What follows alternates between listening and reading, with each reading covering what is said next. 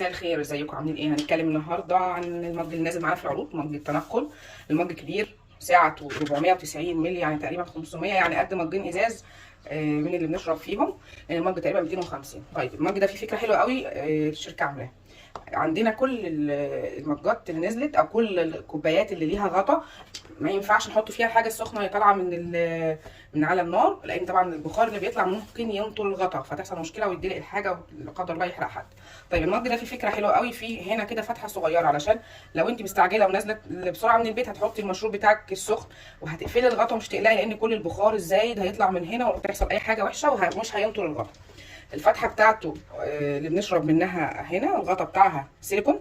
السيليكون طبعا طري جدا، انت بتفتحيه وانت بتقفليه وما فيهوش اي مشكله. طيب الفتحه دي كمان ايه مخصصه للشاليمو، لو انت عندك الشاليمو بتاع التابر وعايزه تشربي فيها، لو انت حاطه فيه لحد من اولادك حاجه ساقعه، مش لازم حاجه سخنه، ممكن نحط فيه العصاير للاطفال علشان ما تدلقش ونبقى ضامنين ان هم قاعدين وبيشربوا بكل امان.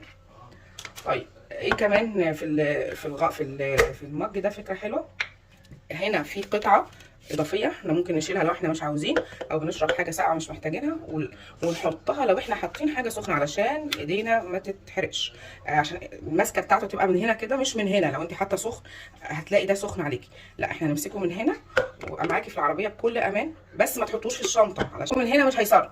هنشوف. طيب هو من هنا مش هيسرب، هو من هنا محكم. هو المشكله في الفتحه اللي فوق بتاعه البخار هي اللي ممكن تطلع الحاجه اللي انت حطاها جوه.